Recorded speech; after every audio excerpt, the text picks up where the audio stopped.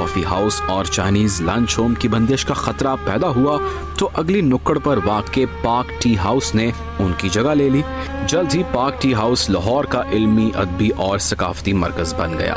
یہ کہنا غلط نہیں کہ پاک ٹی ہاؤس کو جو مقبولیت اور شہرت ملی وہ اس سے پہلے شہر میں کسی اور چائے خانے کو نہیں ملی تھی، لیکن پاک ٹی ہاؤس کو یہ مرتبہ اور مقام حاصل کرنے میں ایک لمبا عرصہ لگا۔ ٹی ہاؤس کے سامنے سائیکلیں ہی ہوتی تھی، 8 10 12 15 سائیکلیں ہوتی تھی، لوگ سائیکلوں پہ آتے تھے، اچھے خاصے جو ہے میں خود سائیکل پہ جاتے رہے، پھر سائیکل چھوڑ دیا تو ٹانگے پہ چلے گئے۔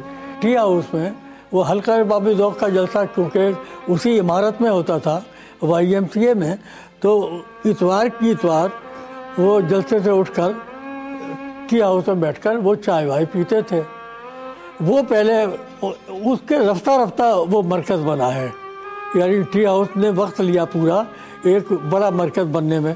زاہد ڈار، ناصر کاظمی، انتظار حسین، قیوم نظر، یہ مستقل بیٹھنے والوں میں تھے جو سارا دن وہاں بیٹھے ہیں، کتاب بھی وہیں پڑھ رہے ہیں، کھانا بھی وہیں کھا رہے ہیں۔ اے حمید، ابن انشا، ساحر لدھیانوی جون 48 تک رہا، وہ بھی وہاں پہ صبح شام ہمارا چکر رہتا تھا۔ ابن انشا جب تک لاہور میں رہا چکر رہا۔ ابراہیم جلیس جہاں پہ سال بھر 1.5 سال رہا، وہاں پہ روزانہ ٹی ہاؤس میں، تو یہ تقریباً وہ اجتماع وہاں پہ رہتا تھا۔ پاک ٹی ہاؤس پہلے صرف حلقہ ارباب ذوق کی سرگرمیوں کا مرکز تھا، لیکن بعد میں یہ انجمن ترقی پسند مصنفین کی سرگرمیوں کا مرکز بھی قرار پا گیا۔ ترقی پسند ادیبوں نے اس وقت بیٹھنا شروع کیا یہاں جب ان کی تحریک وہ راولپنڈی کانسپریسی کیس کی وجہ سے پابندی لگ گئی، انجمن ترقی پسند مصنفین پر وہ سے گرفتار ہو گئے۔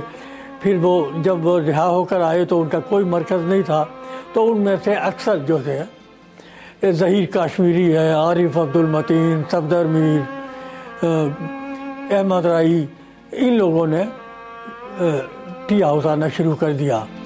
پاک ٹی ہاؤس کو خاص امتیاز یہ حاصل ہوا کہ یہاں علمی و ادبی موضوعات پر بغیر کسی قدغن کے بحث ہوتی۔ یہ آزادی کہیں اور میسر نہیں تھی۔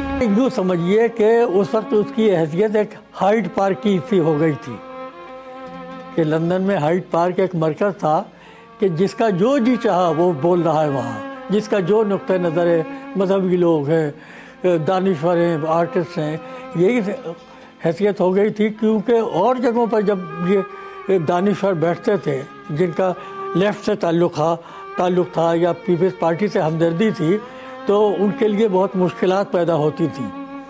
جب انہوں نے دیکھا کہ ہمارے لیے کوئی ایسی جگہ نہیں رہی جہاں ہم اطمینان سے بیٹھ کر تبادلہ خیال کر سکیں، تو انہوں نے ٹی ہاؤس کا رخ کیا، اور ٹی ہاؤس ان کے لیے ایک محفوظ گوشہ ثابت ہوا۔ کافی ہاؤس میں جس وقت ماشاء اللہ لگا ہے ایوب خان والا، تو وہاں ایک تختی لگ گئی تھی کہ حضرات یہاں سیاسی گفتگو کرنا منع ہے، لیکن ٹی ہاؤس میں ایسی کوئی تختی نہیں لگی۔ وہ ہم پہلی شام جو ہے وہ تو بہت ڈرے رہے کہ بھئی ماشاء اللہ لگ گیا ہے، اور ہم سب سے کہہ رہے تھے کہ کوئی سیاسی گفتگو نہ کرے، لیکن وہ رفتہ یہ ہوا کہ اسی شام کو پہلے تو سہمے ہوئے لوگ تھے، ایک بات کہی، کسی نے دوسری بات کہی، اور پھر بحث گرم ہو گئی تھی ماشاء اللہ کے مسئلے پر، اور وہ پھر جاری رہی۔ پاک ٹی ہاؤس کا ایک اور امتیاز یہ تھا کہ اس کی انتظامیہ کا رویہ ادیبوں شاعروں کے لیے مشفقانہ رنگ لیے ہوئے تھا۔ اس کی مثال بھی کہیں اور نہیں ملتی تھی۔ ٹی ہاؤس کے جو اس وقت کے منتظم تھے اور جو مالک تھے وہ عادی ہو گئے تھے ہمارے، اور ان سے ایک ایسا بھائی چارہ بن گیا تھا۔ مثلاً حلقہ ارباب ذوق کا جب سالانہ اجلاس ہوتا تھا تو اس کے بعد کی جو چائے ہوتی تھی اور جو اس کے بڑے اہتمام سے وہ چائے کی جاتی تھی، وہ ٹی ہاؤس کی طرف سے ہوتی تھی۔ اور جب ہم رمضان میں جاتے تھے شام کو تو ان کی محفل وہ میز سجی ہوئی ہوتی تھی افطاری کی، اور ہم میں سے اکثر لوگ، شہرت بخاری، قیوم نظر، انجم روانی، میں، اس قسم کے لوگ وہاں بیٹھ کر روزہ افطار کرتے تھے وہاں۔ تو ایک طریقے سے ان سے ایک ایسا رشتہ قائم ہو گیا تھا ہمارا ٹی ہاؤس کی انتظامیہ کے ساتھ کہ وہ سمجھنے لگے تھے کہ یہ جس طریقے سے یہ ادیب ہیں ان سے ہمارا بھی کوئی رشتہ ہے، جو ان کے بعد میں آنے والوں نے فراموش کر دیا اس رشتے کو، اور جس کی وجہ سے یہ ابتلا ہوئی کہ ٹی ہاؤس کو بند کرنا پڑا۔ لاہور میں اس زمانے میں میٹرو ہوٹل اور لارڈ ہوٹل کا بھی بہت شہرت تھا۔ یہ ہوٹل رات بھیگنے تک کھلے رہتے تھے، اس لیے رات دیر تک جاگنے کے عادی لوگوں کے لیے ان کی بڑی اہمیت تھی۔ میٹرو تو ایک جیسا کہتے ہیں بڑا پوش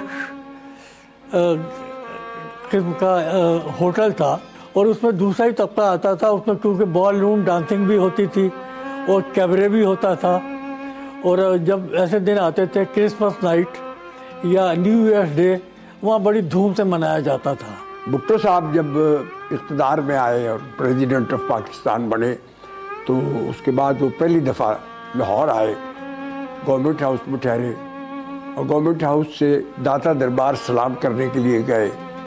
تو جب وہ واپس آ رہے تھے، ان کا جو پروٹوکول کی گاڑیاں تھیں وہ آگے نکل گئیں۔ انہوں نے لارڈ ہوٹل کے سامنے اپنے ڈرائیور سے کہا گاڑی روکو، گاڑی روک کے کہا کہ اندر چلو۔ تو وہ اندر لارڈ ہوٹل کے سامنے گاڑی لے گیا اور بھٹو صاحب اتر کے اندر گئے۔ یہ تو ہمارے دیکھنے سامنے کا واقعہ ہے۔ اب پروٹوکول والے وہاں پہنچے تو بھٹو صاحب کی گاڑی نہیں ہے، تو ایک مصیبت پڑ گئی۔ وہ وہاں پہ ہوٹر بجاتے ہوئے واپس آئے، ڈھونڈ رہے ہیں۔ تو بھٹو صاحب سے کسی نے پوچھا تو انہوں نے کہا کہ میں یہ دیکھنے کے لیے گیا تھا اندر کہ آج کل یہاں کون کون لوگ بیٹھتے ہیں سیاسی۔